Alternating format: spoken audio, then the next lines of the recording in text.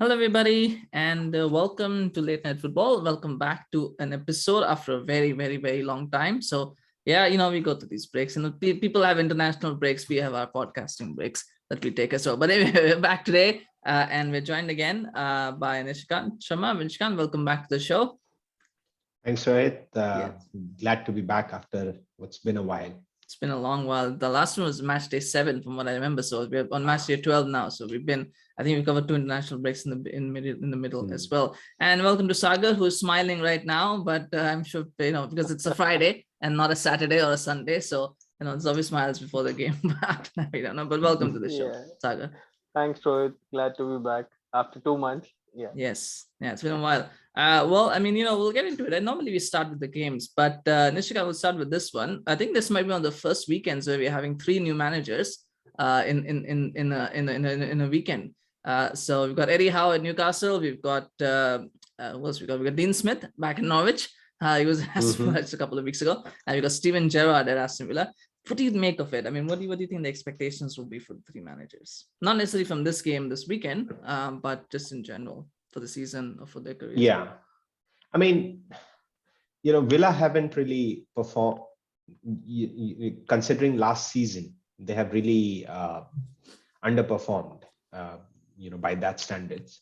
So I think they're in the bottom half of the table, just like above the relegation zone. So I don't think Gerrard will be too much under pressure, right? They just want to survive. And if they finish in top half of the table, that'll be a great achievement for Steven Gerrard.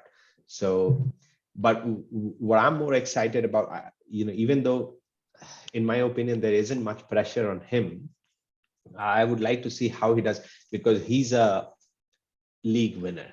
Right? Scottish League, he won with Rangers, and now he's plying his trade in one of the strongest, most competitive leagues in the world. So that's and it's definitely an experience that he needs to have if he want to, get into what I believe would be his dream job at Liverpool. So it's something of a stepping stone for him. So I just want to see how well he does, where he can. I think Villa have quality in their squad. They have spent on good players, Buendia and Danny from Southampton. So they have good players. They just need to just gel in well. They have also, they bought 3-4 new players. So obviously it takes a bit of time for the squad chemistry to come through. So that's something that would be interesting to see how Steven Gerrard manages it. But given the fact that he did so well with Rangers, I'm pretty sure that he should be able to keep them up and finish somewhere close to the top half of the table, right? And the other new manager is Dean Smith. Well, not new, but in a new club, obviously. He too had a good time. I mean, it did end on a bad note. The ending with Aston Villa was, not what he would have hoped, and definitely not what Aston Villa fans would have hoped. But he had a good season with them last year. He got them back into Premier League as well. So he's a good manager, and I think Norwich, have signed a good coach in him.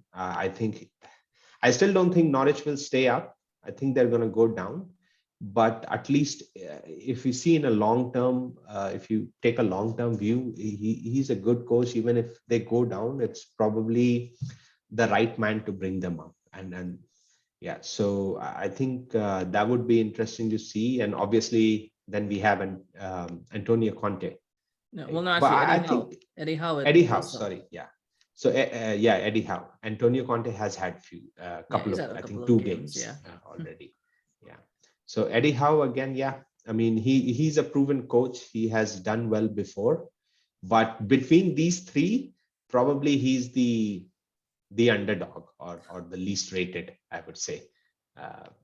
It's been out for so long. Not exactly the least rated, I would say, but he was there for quite a long time at Yeah. Bournemouth, right? Yeah, he was there, I think, with Yeah. Bournemouth for a Yeah, long time. and He he has been did out of the well job for a while. And yeah, if but we he look at his entire spell, in the first half he was very good. At at certain point he was even touted as being succeeding Arsene Wenger at yeah. Arsenal, but somehow I don't know Yeah, how I mean things that pans that out. probably was more like a knee-jerk reaction because he did well for a season or two at Bournemouth, Yes, but from a Newcastle perspective, it's a good signing because definitely. even though they have like unlimited resources, so to say, right now, Yeah. but they're not a club that would just immediately go ahead and attract big names. So they need someone who can just steady the ship, maybe help them finish, stay up, and give some sort of consistency to their I game. think that would be the first priority Yeah, to stay up. yeah, to Yeah. stay The up. rest, And yeah, I yeah, think Eddie Howe is capable enough to do that. And certainly, especially, certainly. I'm expecting Newcastle to spend big, not on big names, but spend big in January in the sense that they need some sort of. We have a lot of free agents who are going to come up in January. People like Insigne, and Yeah. there are quite a few who can be attracted, with a big paycheck that Insigne Newcastle hasn't are. signed a new contract No, yet. he hasn't yet. Wow. I mean, that's just an example. I mean, I'm saying Yeah. there are some Okay. really good Well, names. there's Pogba, Yeah, there's Lingard, Pogba. there's Yeah. I mean, there's a bunch Yeah. of free agents You, that you would have love that, people like Phil should be Jones gone. as well, who would really, Newcastle would probably do well signing a player of his experience and Yeah. caliber. So they need that kind, those kind of players who can, kind of help them just steady the ship, finish in top half of the table, and gradually move up, and then eventually they should be, with their financial clout, be able to attract big name coaches and big name players. When you said first priority should be to stay up, I think Newcastle's first priority would be to try and get a win, because they're the only team Yeah, they that's not haven't won a won game a single yet. game. Yeah. Yeah. But they're still second from bottom. Norwich is still worse off, even though they've won a game. But anyway, that's just so it's a weird situation, isn't it? But I mean, we'll see. Well, Newcastle are playing Bedford, so that should be an opportunity for them to get a win. Norwich City are playing Southampton. By the way, Dean Smith's last game for Aston Villa was also against Southampton, so that'll be a little bit of a nice way to welcome back. And then I think well, I believe Aston Villa are playing Brighton, which might be tough because Brighton are doing quite well. But Yeah. we shall see. I mean, what will happen there? We've got to talk about players as well, but let's go to the games. We'll start off with the big one, actually, tomorrow. Leicester City against Chelsea. I mean, that is a game that is important for all reasons. Sagar, I mean, there's the thing. I mean, I know a lot of it is just, baseless rumors, and you got to kind of be careful about that. But what would the mentality, what the mindset be of the Leicester players when you hear about Rodgers being linked with Man United, with other jobs? Do you think it's kind of puts a little bit of maybe not pressure, but probably puts them off a little bit, unsettles the players a little bit, because they've been here in 2 weeks. He's gonna go. He's not gonna go, but maybe it unsettles them a little bit ahead of this game. Maybe it would have had some impact earlier, but a couple of days back, Rogers himself he clarified that he's not interested in joining United or for that matter any club midway. And secondly, I don't know why. I mean, was he trying to mock us, or I don't know. But he said that yes, they already have a very good manager leading the club. Sorry. So yeah, apparently he isn't interested, and that's a good news for me at least. I don't want him at United. So I think the dressing room atmosphere should be fine now. Yeah. All the things are Yeah. slightly cooled down. Yeah. We'll leave aside who should be the next United manager. That is a conversation that might come up in a week or 2 weeks. I don't know when it will come because we've been waiting for that to happen, but it's not going to happen right now. But anyway, Nishikant, about Chelsea, they drew the last game, which was a little bit of a surprise. They should not have. But goal scoring seems to be a problem for Chelsea at the moment. I mean, I know they're missing strikers, but it is a problem. I mean, to be fair, goal scoring has been our problem ever since Diego Costa left. We would have games wherein we would go on a flurry and we would score a lot. But in general, we are not the team that would that you would expect to score a lot of goals. We would manage to, obviously, under Tuchel, with the defensive assurity that his system provides us, it gives us the confidence that, if we score one goal, we'd probably win, right? We won't concede. So that's definitely a problem. Although, I wouldn't say goal scoring is a problem for us, because I think that, I don't think, except Liverpool, any team has scored more goals than Chelsea this season. What it is, our problem is that we do not have a reliable and consistent source of goals. Right? We are dependent on, sometimes most of the times our fullbacks, defenders are scoring from set pieces. Sometimes we have our midfielders contributing. So in a sense, it's a good thing that we have kind of diversified, the way our goals are coming in, and we are not really dependent on one particular person, that if he gets injured, then we do not really have anyone else to score. So it's a good thing in that way, but we definitely need someone who's a reliable and consistent source of goals. And I just think maybe Lukaku needs more time to adjust to the system. And Tuchel said that Lukaku needs time to adjust to the system, and our players need time to adjust to Lukaku as well. So hopefully, going forward, we could see, we could be in a situation wherein we are confident that we would at least get one goal for sure from one of our main strikers, be it Lukaku or Timo Werner. But as far as scoring is concerned, we have scored enough, but there is still that worry if we play a team that parks the bus, that plays a low block, and they happen to score first before us, then it becomes a little challenge for us, because we do not have that, someone who can unlock that defense. And that also boils down to the way we play. So I'm hoping that we would see more of attack-minded midfielders like Ruben and Mason Mount, getting chances in the team. Mason Mount obviously have been, than just having a more kind of conservative-minded people like Jorginho, Conte, and Kovacic in the midfield. So that's something Tuchel definitely needs to work out. But as far as Leicester are concerned, that's a tough game for us. It's a pretty tough game. Although, to be fair, Leicester by their own standards haven't been doing well this season. They haven't had the best season, the best start, and best last 10 games or 11 games, whatever has happened so far. So that's definitely there. But there is that concern that if they play a low block, and Tuchel confirmed Lukaku won't be playing tomorrow.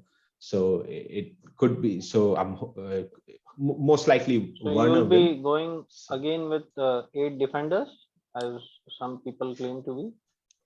Yeah, eight defenders and second highest goal scorer. So people can claim what they claim. I know So that. long as we score, right? Yeah. So it looks like it'll be Werner.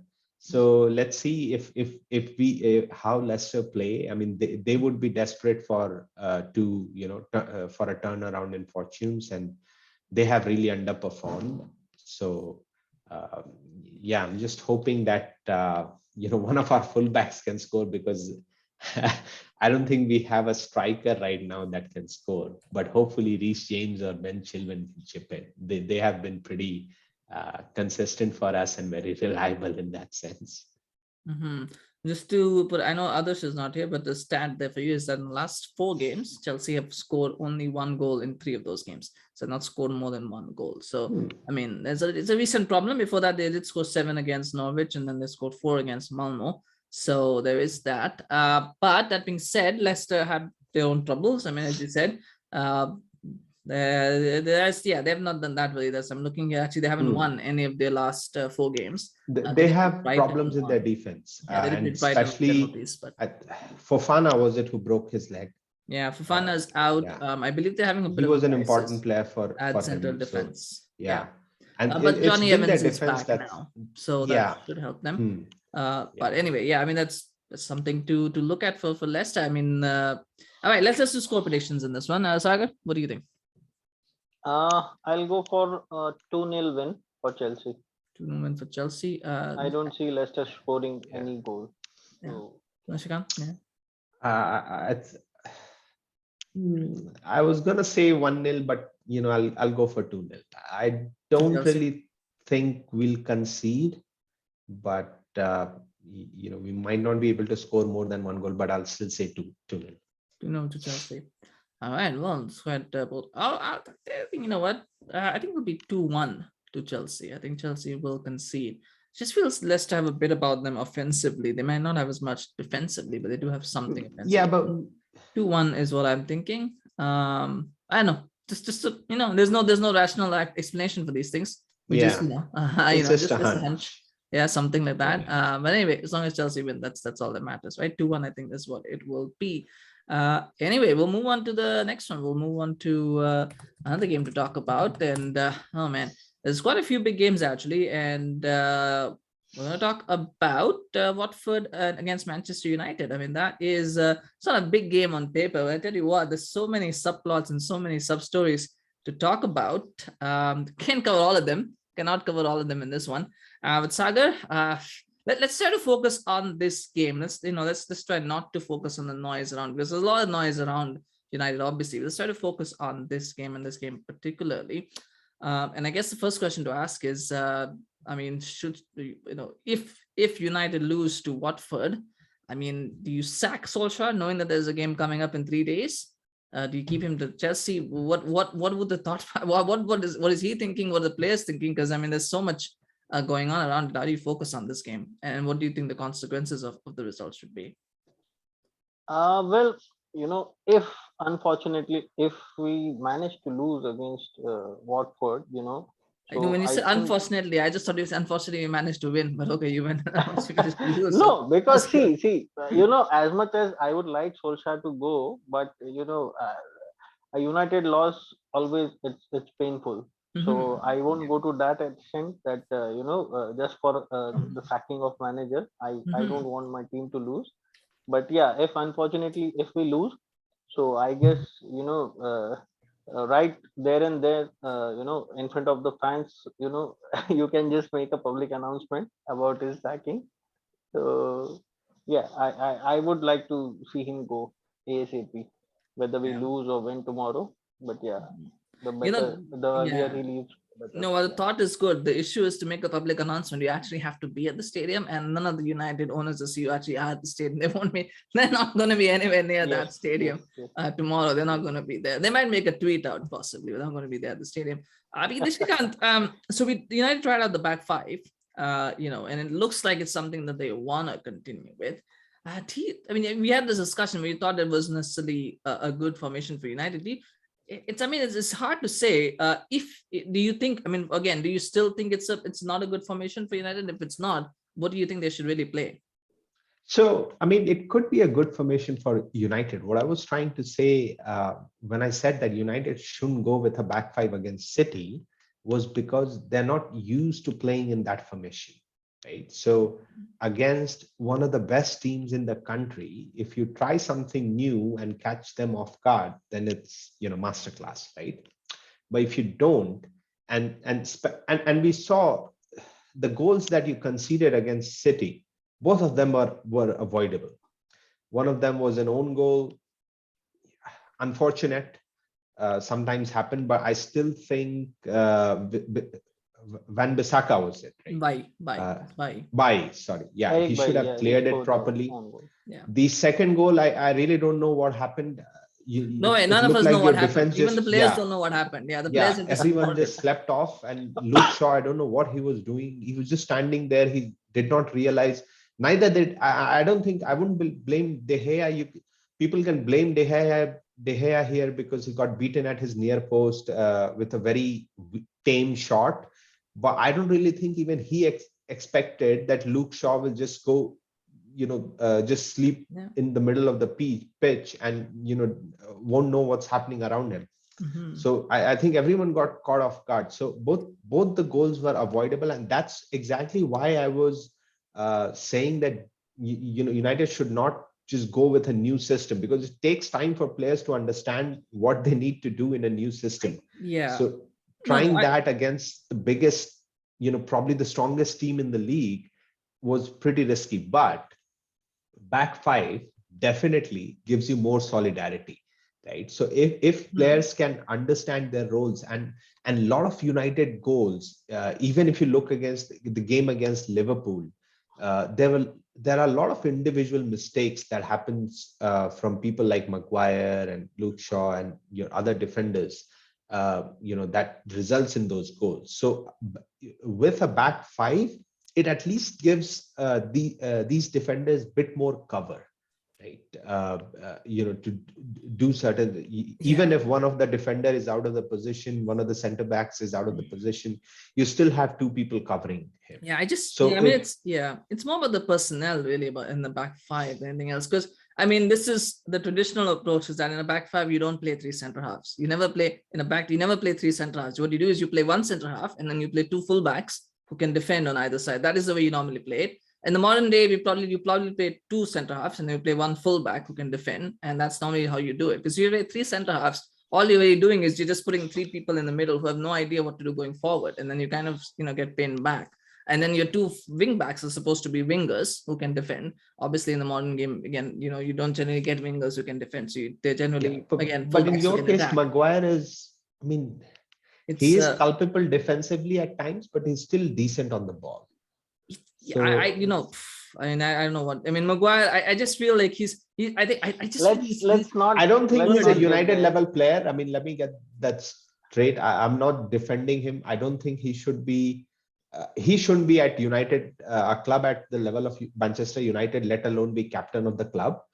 But he's not too bad on the ball. So if you're looking for, if you think that, okay, if we play a back five, maybe we won't have someone to go forward with the ball. I think you can still manage that with United, with Maguire. Yeah. But the thing is, I don't know if it's a tactic issue or the thing is, there should be Luke Shaw. Luke Shaw's got to play as a left center half. If you're really wanting someone to carry the ball, it's got to be Luke Shaw. Yeah, he's probably the most technical of all the. But who would you play as a left wing back? Alex Telles. Literally the guy who was signed to be a left wing back. Alex Telles, you play him, right? Yeah, forgot about him. Again, it goes back to personal issues, right? Alex Telles is basically the Brazilian Donny van de Beek. Again, a player who doesn't, he scores a goal against Villarreal, and it was Villarreal. He scored a brilliant goal against Villarreal. We haven't seen him since then, unless Luke Shaw got injured twice and came off, so he came on, and otherwise he doesn't play. Nobody talks about him because he's not Donny van de Beek, but he's pretty much the Brazilian Donny van de Beek at this point.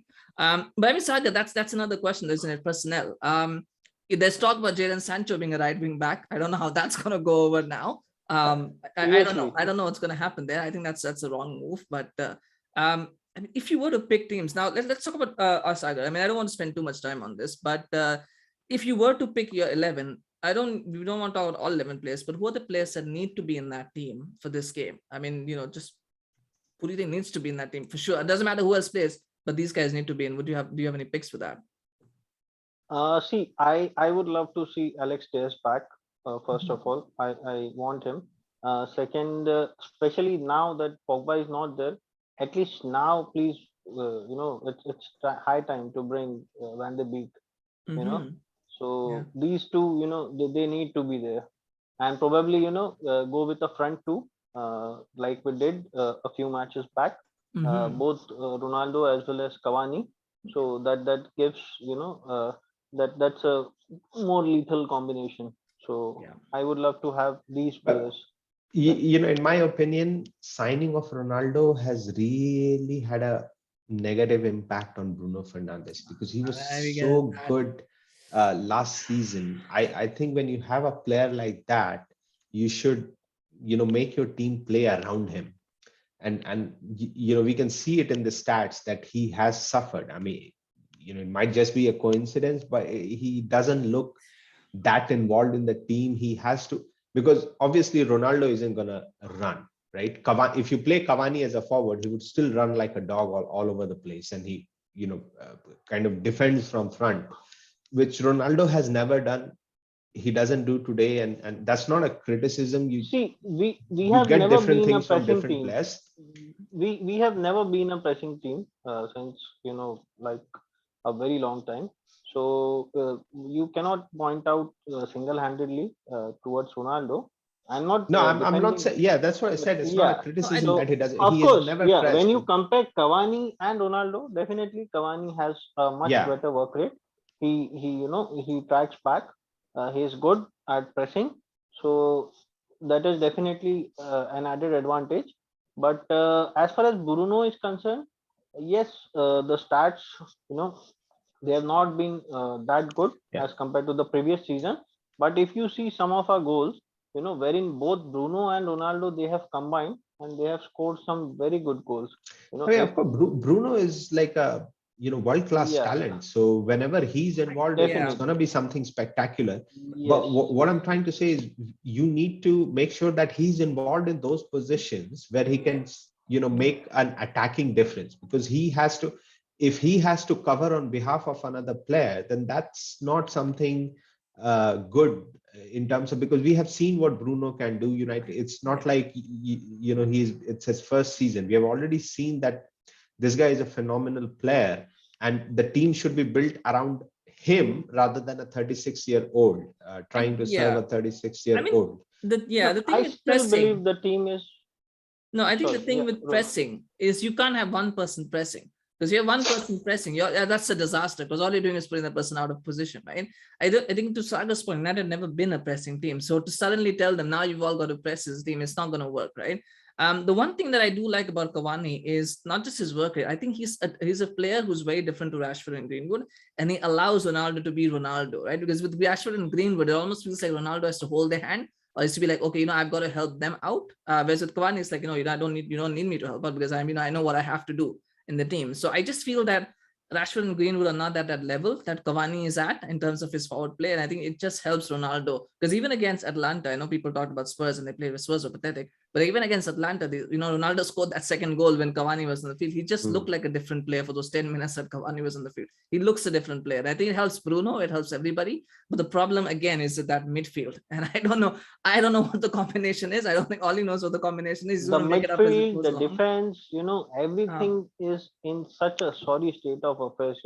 yeah, but We yeah, can just Saga, keep let's talking. Yeah, let's Yeah, I not go mean, into yeah. that. you Let's not guys get need there. to get rid of Pogba, because Mhm. it's clearly, The for whatever reason, the it's not earlier the working out. better. And when you have a player who's on so much salary and so much money he has costed, it would kind of feel guilt.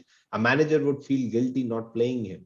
And he's one of the, and I don't know, I'm just making an opinion here.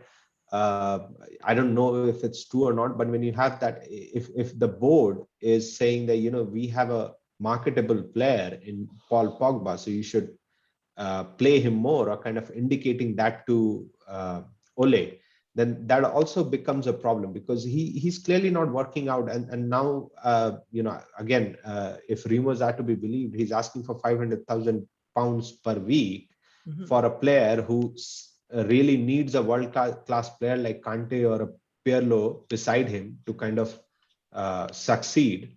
Then you do not deserve that kind of money if you cannot do it alone, Definitely, right? Well, I definitely. mean, he's not going So to play. He's not going to play. He's not going to play until January. He's out, which is, as I said injury. before, that's Paul Pogba's MO. Yeah, Starts off well, he was then gets he injured. was red carded, and now he's Hmm. injured with the national Yeah, team. Yeah. I think this So happened. This happened and last I two don't know seasons. I what think. has Yeah, it Van happened. der Beek done to piss Ole off. I mean, that guy wouldn't get a chance if he was the all There is other 10 surely players who is injured. something personal. I don't know. Maybe Yeah, I I don't know something what just off he has the no. done. field. I don't. I just think, and this is my opinion. I think he was signed initially because they thought they were going to lose Pogba. I think that's why they signed him. But I think they signed him because Oli thought he could be a player that he is not. They thought he could be this sort of creative winger, slash. That's how Pogba plays. He plays as a creative winger and then he plays as a central midfielder. I think he thought that Van der Beek could be that player. He's not. He's not a Pogba. He's not a Pogba light. Basically, he's something completely different. And I just feel that Oli doesn't know what he wants from him, and that's why he's not putting him in the team, because he doesn't. It's a trust. It's a matter of trust, right? He doesn't trust him to do what Matic can do, which is close a game out. He can't trust him to do what Pogba can do, which is sometimes make that one good pass and open things up.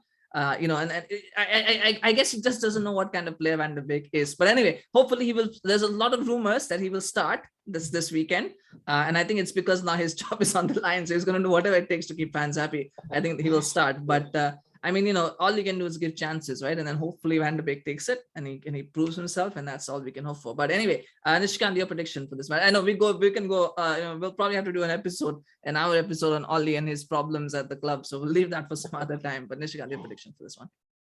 Yeah, I think United should be able to win this. Watford have had, they are not playing well. Again, I know you would say these are the kind of games you lose and don't do well in, but I think United would win this 2-0 or 2. Well, not 2-0. Your defense is very culpable, so 2-1. Sagar? I see a scrappy 1-0 win for United. I'm gonna go a little bit bold. I'm gonna say it's gonna be 3-2 to United. I'm saying 3-2 because I just have a feeling they're gonna be good in attack, and then somehow someone's gonna that's probably a United kind of scoreline. Yeah, 3-2 is probably what's gonna be. It might even be 2-0 to Watford, and then a second half comeback of all. You never know what you're gonna get with United. I don't know. Last minute goal from Ronaldo. Yeah, and I'm just normally these are the kind of games that I say Watford are gonna win, but I'm gonna be positive. Not for any reason, just I'm going to be positive. I'm going to go into the positive frame of mind for this one and be like, whatever happens, because we don't care anyway at this point. So 3-2, that's my prediction. Let's move on. Let's talk about Liverpool against Arsenal. Now, that's a game that is very, very interesting on paper, Nishikant, because we were here in September. We were talking about if Arteta loses to Norwich, should he be sacked and all of that. Obviously, the car crash has gone somewhere else. But Arteta's really turned this around. He's made Arsenal are now a genuine top 4 contender. I don't think there's any doubt about it. They're a genuine top 4 team now. Or not a team, but a top 4 contender for sure. Yeah, definitely. What a turnaround. And especially with this set piece coach that they have got. I forgot, I can't recall his name right now. And they have scored, I think, quite a few goals now from set piece since he has been, training them. So definitely a great turnaround. And I think it was, they had a bad start to the season, and you could kind of put the blame on the injuries that they've had before the season. Since the first international break, right? They have been playing really well. I still don't know if they have it in them to, challenge the top teams, if you would like to call them, Liverpool, City, Chelsea, the teams, because I still think that, the big three, the big four, however you want to call it, I still think there is a significant gap in quality between, especially between Liverpool and Arsenal. There's a definite gap in quality if you go man to man. But Arsenal are clicking well.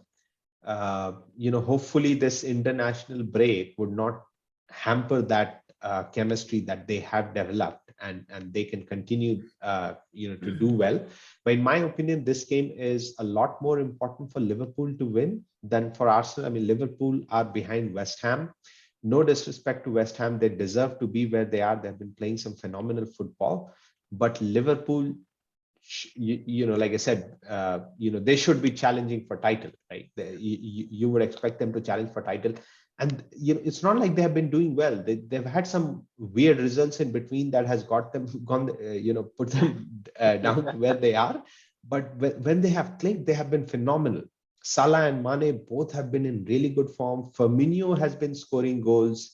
So they are, I see them, if they click, they're going to blow away Arsenal, is what I'm thinking. So I'd say that for me, favorites are Liverpool, because, let's say, even if Arsenal do not finish top 4, if they finish in Europa League places, it's still a great season for them, given the turnaround that they have made, and given the last season and all the new coach, new players and everything. It's still going to be a great season and great success for them.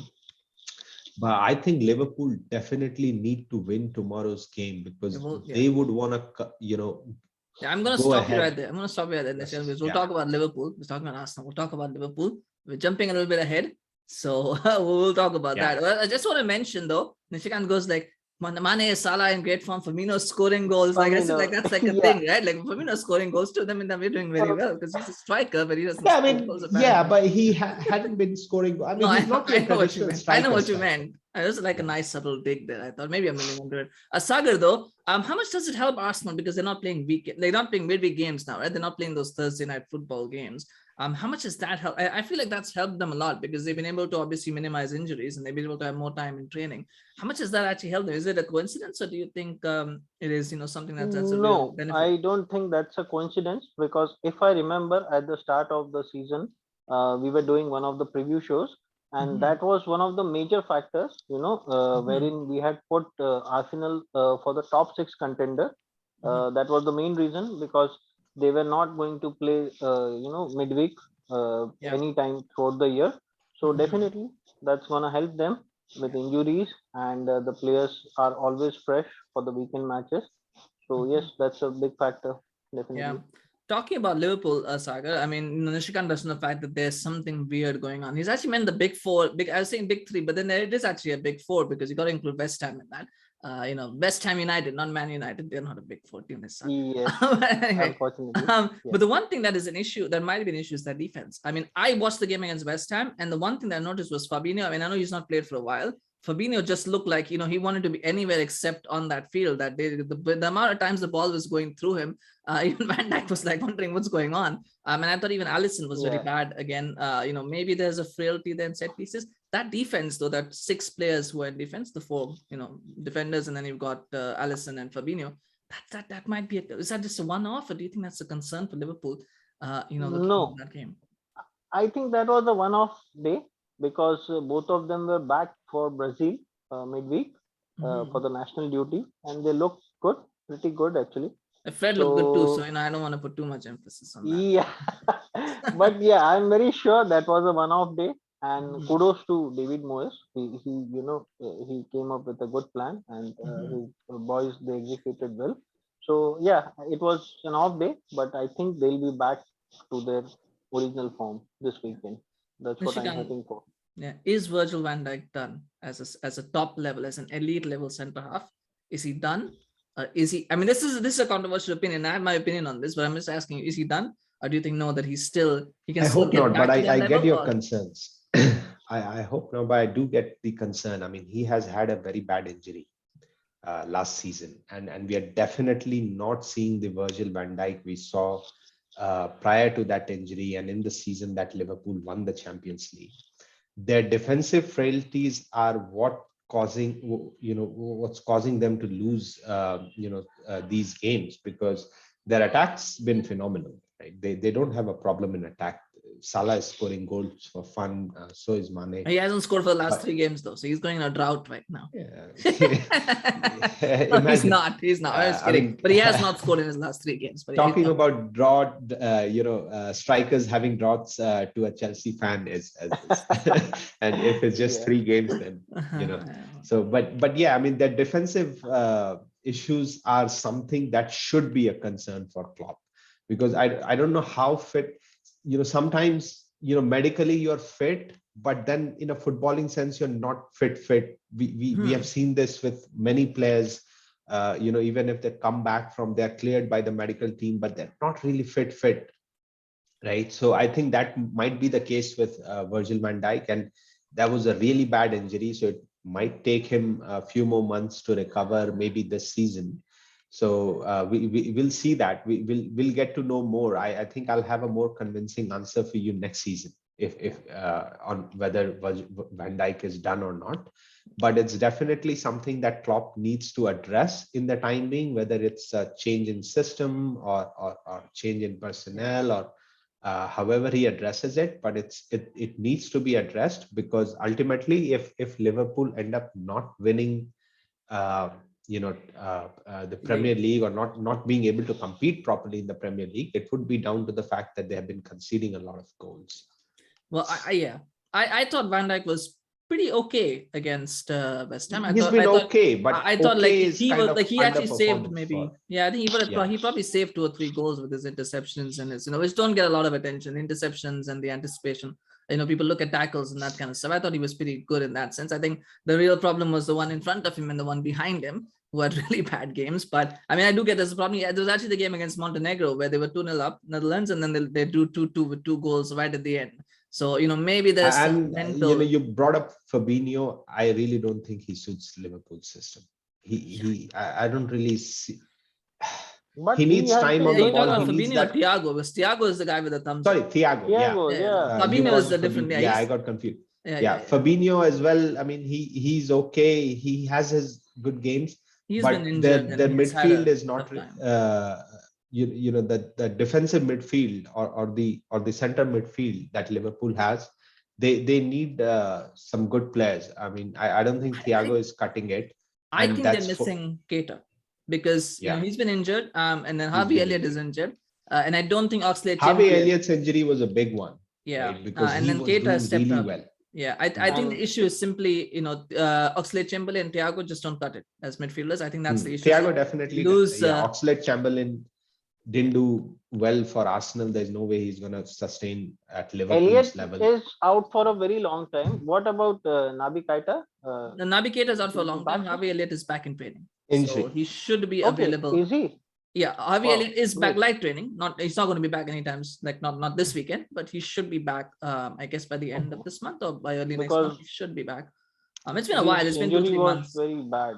Yeah, He got injured, I think, in the first week or second week. I think just after the international break, maybe. I think I can't remember, but it's been 2-3 months. But it's been a long time. Yeah, but Keita is out for a little bit longer. He normally gets... And that's again a concern, how long it takes him to be fit. He might clear the medicals. How long are you really going to take to be match fit? Yeah, match fit, and then do you get back to the level that you were at straight away? It takes a while as well to build that rhythm, right? So but he's a young player. He has time on his hands, so not really. Yeah, Keita unfortunately keeps getting injured all the time, so that's a sad concern for him. Yeah, but Milner, Henderson is too old. So is Milner. Okay, we'll talk about that because that is actually we talked about Henderson. That's a good point that we'll talk about in a bit. But anyway, let's do predictions. Sagar, what do you think? I think this will be a goal fest, but still I see a 4-2 win for Liverpool. 4-2 win for Liverpool. All right, Nishikant? That was gonna be my prediction as well. 4-2. Yeah, you know what? Yeah, I'll do you guys one better. 5-3 to Liverpool. How about that? No logic. Wow. 5-3 to Liverpool. Because they scored 5 before, so 5-3 to Liverpool. Why not? I do feel that Arsenal are a bit better defensively though. Than I think that might be something to keep in mind. I think Liverpool, they had that trouble against Chelsea where they couldn't break down an organized defense. And I think if Liverpool can get Arsenal can get that midfield to be compact enough, and they can get that defense like how West Ham did it. I think they could pull off a shock. I think they could. They really could. I think they don't have even Henderson or either Fabinho tomorrow. I think Henderson did play against England, so he should be available. Fabinho might not be because of the international travel that he has to do. That might be an issue that I can completely agree with. That maybe Fred also is not available. But in which case, even Alisson would be not available. If that is the case, then yes. But I'm not sure. I'm not sure how the quarantine rules work. Maybe Fabinho got injured or not. That then changes. No. But I think Fabinho might have picked up a knock against Brazil. I think Fabinho. I don't know. But with travel, like I know Cavani has these issues, so when he travels and comes back, he's never fit for the game after. So I know we'll have to wait and watch and see what happens. I'm not sure what the injury news is right now. I've not done all my research on opposing teams. But anyway, we'll move on. Man City against Everton. And the complexion of this game kind of changes just a little bit because we've heard now Kevin De Bruyne is out with COVID. Phil Foden's injured. Jack Grealish got injured. I don't know how he got injured playing against Albania and San Marino. I don't know how you get injured when you're not even the starter in those games. But he's injured. But Nishikant, it opens an opportunity for Riyad Mahrez, I think, because he's a player who's sort of become a forgotten man at Man City. Did well last season and suddenly he's on the periphery. A chance for him to probably try and stake a claim again in the team. Yeah, definitely. I mean, he lost his place to Jesus, who started playing. Yeah, he started playing really well now. So, but yeah, it's definitely a good chance for him to make his way back into the team. But City really have because they don't have a striker, they really need their mobile players like De Bruyne and Foden to be on top of the game, right? So Their injury, I think, would be a big miss again, and I think it's a great opportunity for Everton to kind of get a win that would boost confidence, because they've been having a uh, you know subpar season so far. So that's definitely an opportunity for them, and I do see it's just as, I mean, I think this game is just as important, good an opportunity for Everton as it is for Riyad Mahrez, for different reasons. Yeah. But yeah, I completely agree. If there is a time for Riyad Mahrez to stake his claim as the right winger, uh, it's now, and he needs to prove that he can contribute with goals and assists, especially in a team that doesn't really have a designated number 9, where they needs their attacking players and their beat midfielders or the forwards to score. That's probably the that's the responsibility he'll need to take in this setup right now. Someone needs to show Guardiola that he can be a reliable goal and assist maker, so that they get a chance. And as long as we have injuries and they have injuries, and Mahrez can be accommodated, this is the time. Because I don't really think that he's better player than Foden, though. He's a great player. Foden plays on the left anyway. I think Mahrez plays on the right, so they don't. The player there. I mean, it's so interesting, isn't it? That we talk about staking claims. Here we're talking about Donny van de Beek, a 25 million pound player, staking a claim. We're talking about Ruben Loftus-Cheek, an academy product, taking a claim. And then when you come to City, we're talking about 60 million pounds, Riyad Mahrez, and 50 million pounds, Raheem Sterling, to stake claims. I mean, that's the levels. This is not a dig at City, by the way. It's just levels, isn't it? Yeah, it's just levels. It's just that when Foden might play on left, but they can probably accommodate, put Jesus there right now because he's injured. But if Foden comes what back, about Ferran Torres? Is he available? No, I think he's still injured. I believe he's injured. I believe he got injured. No, the thing with the recheck will probably be that Jesus will play as a striker, and then Riyad Mahrez will play on the right, and then they'll probably move Bernardo Silva into midfield because he can play anywhere. So I would assume that's, and then probably Sterling will play on the left. I guess that's what Sterling they'll do. on the left. Okay. So I think that's how it will work. I don't know. We don't know what Guardiola will do. We have no idea what he does with his tactics. So we can only speculate. He might play John Stones as a winger. Yeah, you could. Well, I mean, John Stones scored a lot of goals. I think he was at one point he was probably the second or third highest scorer anyway in the season. So yeah, they could probably play him there. Saga, speaking of John Stones, speaking of that midfield, obviously we had the whole discussion about Rodri and how good he's been this season. But it's a defense has just. I mean, after all the money that they've spent, and again, this is not a dig at City. I mean, it is a dig at City. But they finally seems to have got that right. They've got that back five combination with the goalkeeper. They've got that right. Finally. Yes, they have, and especially the wing backs. Cancelo, especially. Cancelo, he has been sensational in the past few matches. He has been such a revelation. So I think they are gelling nicely, the back four, and of course they have a very good keeper. So, and I don't think defense was a major issue for Pep's team and for the City team. So yeah, they look pretty sorted, pretty comfortable. I don't see any problem now. Yeah. I mean, barring an off day here and an off day there, defense has never been a major issue for exactly. Them because of the way they play. But with Cancelo in the team, I mean, I think he has been the most consistent outlet in terms of attack right now, be it goals and assists, creating chances. So that guy has been really, really well, and that's probably the reason why they are not regretting not having signed or not having gone for kept a backup option other than Harry Kane, right? Yeah. So it's scary what this team would look like if they do sign a reliable goal scorer. Yeah, well, I mean, they already have such a good depth in the team. Now we are talking about injuries. Some of the major players, they'll be missing out, and yet despite that, they still have such a good team. I'm just worried that instead of 5-0 or 6-0, maybe we'll see a few lesser goals. That's what the only difference. Yeah, it's a magnificent. And the one thing about City is that Liverpool will lose players for AFCON. Chelsea will lose Mendy for AFCON, which is going to be a big deal. City are not. I don't think Liverpool City would has, lose Salah. That would be a big loss. Yeah, I think City will Salah might and lose Mane, Mahrez. both. Yeah. Salah Oh yeah, Mane. Salah and Forgot Mane, about yeah, they'll lose both. I mean, Yeah. City and Keita as well, who will also be going if he's fit Yeah. enough. Keita will go as well. But City, I mean, Mahrez might go. I don't know if Algeria have qualified, then he might go. But other than that, they're not losing anyone. They're just, and they don't even need him. So, I mean, it's just going to be like waltzing through that period. But anyway, we'll see what happens there. Nishikant, prediction for this one? Yeah, 3-0 to City. Well, I thought you were going like Everton. This is a good chance for them, but then it's like, Yeah, I mean, it's a there's good no chance for them, but I don't.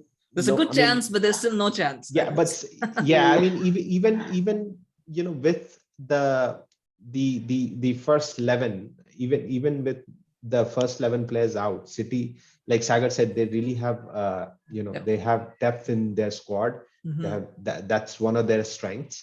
So it's not really, and especially against an Everton team that simply haven't been playing well. I don't see this being a big challenge for Manchester City. They should still be able to breeze past Everton. Yeah. Sagar? Yeah, as Nishikant said, I would like to add further that Everton do have a chance. So instead of losing 5-0, maybe they can reduce the defeat margin. And Yeah. yes, I would like to go with a 3-0 win for City. Yeah, I thought you were going to say instead of 5-0, I'm going to go 5-1 because I'll give them a chance to score a goal. I think they'll win 2-0. And the only reason I'm saying 2-0 is because after 2 goals, I'll probably take it easy and be like, we'll just control the game and, we won't push ourselves too much. I think that's why. Not that they can't score 3, 4, 5 goals. I think after 2, they'll kind of just stop. So 2-0 to City is my prediction. And it'll be interesting to see what happens with Rafa Benitez after that because, I mean, it started off well, hasn't gone so well for Everton so far, but maybe that is something we'll look at in the reactions as to what that means for Benitez. Final game. Spurs still without a win for a while. They take on Leeds. I mean, if there's ever a team that you want to play to get a win, it's probably Leeds United at this point. They've really been bad. But before we talk, let's start with Leeds and then we'll come to Spurs. Sagar, did you expect more from Leeds this season? I mean, they're kind of safely in mid-table. I don't think they'll get relegated, but I don't think they're going to go as high as maybe some people expected them to. Yes, I was expecting them to keep up their good work over the last season, but Bielsa's team, they have always been very high pressing, so it eventually shows up on the players. But still, I didn't expect them to be this bad, but yes, they could have done better. Yeah, I don't think they've been bad. Well, I mean, they are 15, so they're kind of bad. But I don't think they've been bad as such as they've been unremarkable. I think that's what I was. It's unremarkable. I think something that you would expect. Here's an unpopular opinion. I just feel Bielsa is what Leeds is what Pep Guardiola would be if he didn't have the money to spend on players that he did. And that's not a dig on Pep Guardiola. I just feel that the style that these guys play, you need top-end players. If you don't have the top-end players, it's not going to work. It just, you get the kind of results that you get with Leeds. That's just my opinion. I know people don't you think this is more applicable to Klopp rather than same Pep? Klopp as well? I think same with Klopp as well. Klopp hasn't had to spend as much money as Guardiola, right? Klopp got players.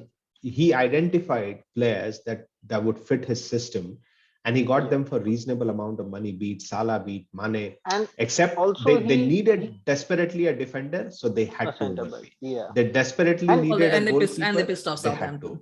And they pissed off Southampton, so they had to. Yeah. And he utilized his existing resources also very well, like Henderson. I think Klopp would be in the same boat as well. We saw with Dortmund towards the end. The only thing I'm not talking about the money spent. I think I'm talking about if you don't have the best players to play those systems, like Leeds have good players who can play that system, but they can't do it consistently for 38 games. So Pep and Klopp have identified players who can do it. If Leeds were in this position last season, being 15th last season, then nobody would have said that. People would said that they're doing well. They'll probably stay up. But the bar that they set last season, and I think they've been unlucky with injuries as well this season. They had injuries to Bamford and the other players as well. Plus, then I did not expect them to be 15th at this point in time, to be absolutely honest. But I also knew that they might not be able to replicate the success they had last season. Yeah. Then there is always that second season syndrome, right? You just come up from Champions League, you're excited about playing in Premier League, staying up, you give it your all. Yeah, championship, sorry. and you give it your all. Plus then there is the taxing football that Bielsa makes you play, right? That's going to take a toll on these players. So I think it's a accumulation of all these factors, which is why Leeds are where they are. But I also believe that they're not going to go down. They're probably going to stay up.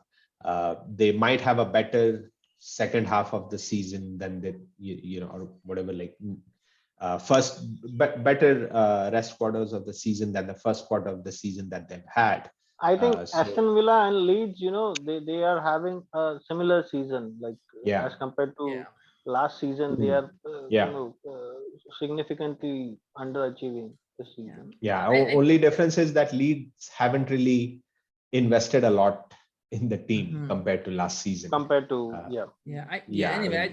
just, I guess it's the glass ceiling, right? We talk about it. You get like to 10th or 9th is pretty easy to get to, but then to take that final step into those European spots, it's a and I don't think even Leeds board step. expect them to better what they did last season. I think their aim last season was to stay up, and it probably would be the same this season. I think it's more as fans and as spectators, we kind of expect that. I don't know if the board expects that. But speaking of Spurs, I don't think even the fans would be happy if they just stay up. I guess we put pressure on them. It's okay. That's fine. We do that with all teams. It's okay. We'll talk about Tottenham. But before I talk about Tottenham, this is an interesting thing. So we're talking about Harry Kane. He scored 7 goals against Albania and San Marino. Apparently he's back. You've got Harry Maguire who's going, he's got something. He thinks he's back as well. Again, he scored against Albania and San Marino. You've got Jordan Henderson, who had 2 very good games against Albania and San Marino. He's apparently, are we putting too much? Is this a case of us saying, well, the international break has helped them, play against these lower league teams in effect, and try and get their form back and their confidence back? Are we trying to or is it like just looking for some kind of justification for players to, try to justify their values and the height that they have? Maybe I ask both of you guys to answer this. Let's start with you, Nishikant. I'm not even sure it's a confidence issue when it comes to Harry Kane. Well, Harry Kane basically more a motivation issue. Yeah, well, the story is Harry Kane apparently begged to play against San Marino. Like he was like, I want to play against San Marino because it's just, I don't know. As a striker, he would like to score goals. He would like to get his name on the sheet, and he probably thinks. But I think deep down, I think he's gone in his head. He was gone in his head. He thought that he would leave. Guy did a 1-hour interview with Gary Neville where he kind of indicated that, I would like to leave now. If someone pays $100 million, then Tottenham will let me go. And that's what he was really thinking, that would happen. And Daniel Levy just cost him a lot of $1 million in salary that would have got at City. Signing on bonus, So I think it's a motivation thing as well. But the good thing now is that they really have a very good coach. So before he kind of falls out with his player, he makes a very good reputation with them, right? He makes a very good relation with them. So he's one of those kind of coaches who can really bring Harry Kane back into form. And maybe the reason why Harry Kane begged to play against San Marino was most likely so that Antonio Conte can see that he can still score, right?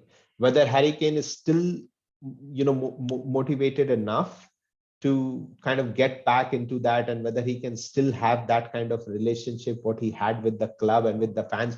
Because to be honest, wherever I see on social media, Tottenham fans are not too thrilled about Harry Kane since he publicly not declared, but whatever happened before that, they're not very thrilled about Harry Kane anymore. We do spend a lot of time talking about Harry Kane and his future.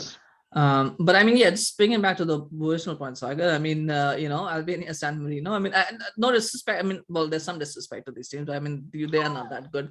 Yes, But we should disrespect. but the thing is that my original question really is not about just Harry Kane. It's about all these players thinking somehow that they're big time because they're scoring against these lower league clubs. I mean, is that I don't even know where to go with that, because I just feel like these are the players who are thinking, okay, I've scored. I mean, Harry Maguire celebration, or somebody else thinking. I mean, the fans are going crazy as well, thinking about somebody scoring goals and assists. I mean, is it wise to really hype these players up on these games and have a level-headed approach? I was reading the other day, San Marino, in their history of the international football, they have scored 28 goals and they have conceded 550 goals. Let that sink in. So yeah, they concede like 5 goals almost every time they play England. On an average, yes, they always concede. So I don't think it doesn't matter, whether you score 10-0 or 12-0.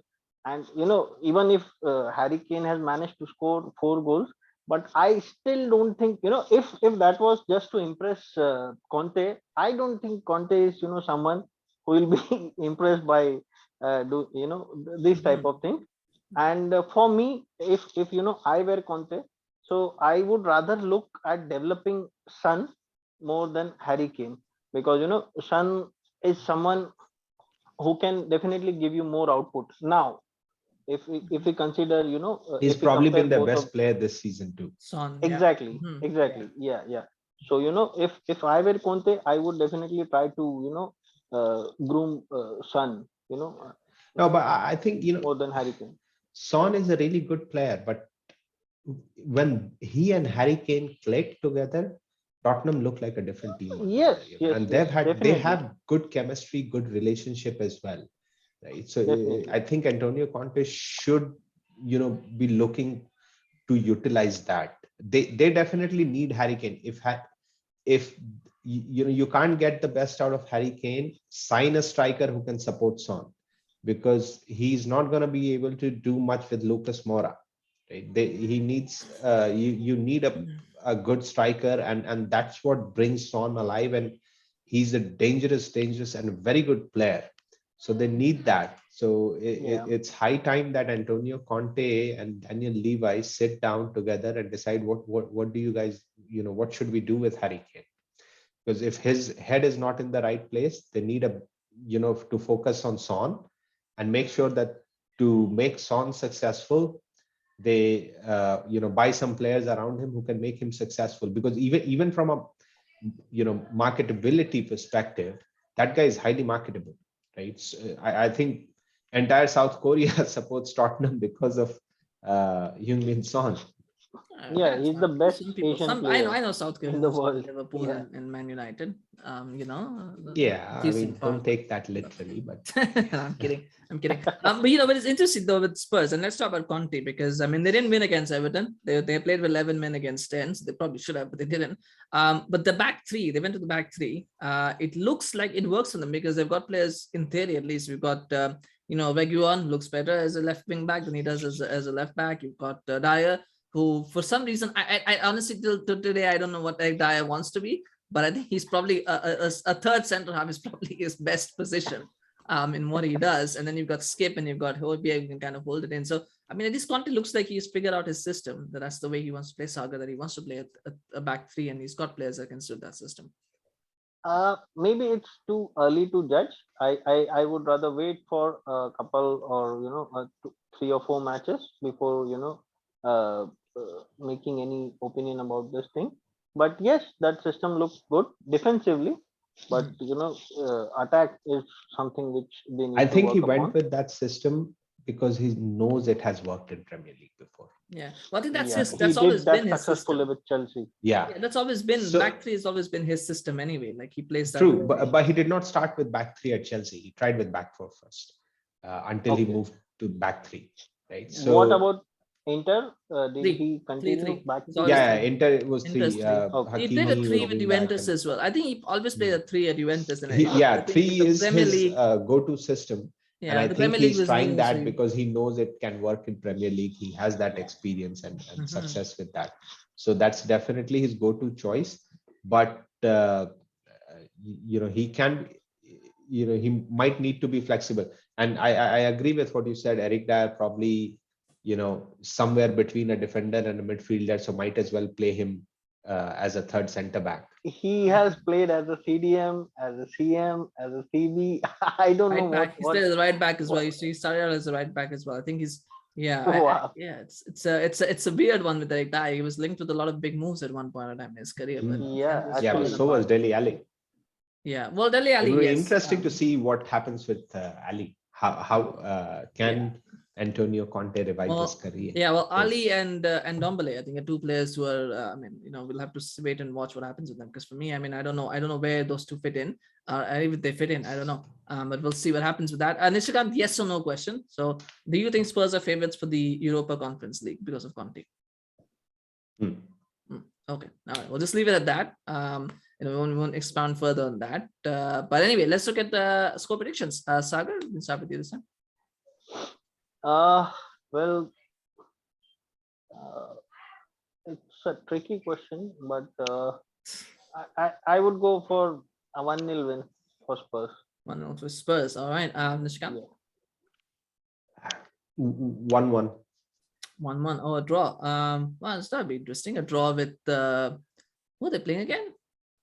They're playing Everton, right? No. They're playing Leeds. No. Leeds. Everton Oh, are Leeds. playing- Leeds. Yeah, Leeds Leeds, United. yeah. Sorry. A 1-1 draw with Leeds. I mean, you know what? A draw is not a bad result. I think it'll be 2-2. I just feel like there's going to be goals in it. I think Leeds. I just feel that Leeds are a bit too open, and that might allow Spurs to score goals. But then on the other hand, Spurs, I don't know where if they're not motivated enough, they'll lead score goals as well. So, I mean, it's going to be interesting. It'll be interesting how to see that setup there. Final questions for you guys, and then we'll close up. Nishikant, who's your fantasy? If you're a fantasy Premier League person, who's your fun player? I'm not. Definitely. But if somebody were watching the show and wanted to make a Premier League player pick, who do you think should be definitely on the team for this weekend? Salah. Salah should be on the team. All right, awesome. Well, everybody picks Salah. So, but yeah, all right, Salah should be on the team. Sagar? I would have said Salah as well, but just for a change, Yes. maybe. If not Salah, you pick Salah and I'll switch to Ben Chilwell then. Yeah, sounds better. Or rather, even Reece James, he could be, a very good pick for this particular week. You guys are way too obvious. I'll tell you what, pick Declan Rice. That's what you should do because they're playing Wolves. West Ham are playing Wolves. They'll probably keep a clean sheet. Yeah. Yeah. I mean, I always thought that he was kind of overrated, but this season, it's changing my mind. Yeah. Well, I mean, I just go on the thing, right? Because they're going to play Wolves, so they'll probably keep a clean sheet. So we'll get a point for that. And then you might see an assist or two for him because Wolves haven't been playing that bad. Wolves have played well this season. Yeah. Well, that's true. They have played well, but I feel like I still feel like goal scoring is a problem for them this season. They haven't scored that many. So and West Ham are probably too good this season. Yeah. So anyway, but we shall see what happens there. But we'll look at it on Monday or Sunday whenever we do our preview show, and we'll see how that goes. But anyway, thank you so much, Nishikant. Thank you so much, Sagar, for joining me for this show today. Really happy and really appreciate your support and your contribution. Always a pleasure. Yes, definitely. And hearing your thoughts and insights. Hopefully we won't get too many pelters for some of the things we said on the show. But enjoy the weekend. Hope your teams play well. Hope your teams win. Well, in Sagar's case, hope our team wins, but who knows. We'll just enjoy the ride where it goes. But anyway, thank you so much. And hopefully we'll see you again soon. Thank you. Take care. And if you did enjoy watching this video, please remember to like, share, and subscribe to the channel. And, tell all your friends about it, to watch these. I mean, we don't do them that consistently, but still, they're quite fun to watch. I can watch for that. But anyway, thank you so much. Have a good day or night, whatever time you're watching this, and we'll see you again soon. Bye-bye.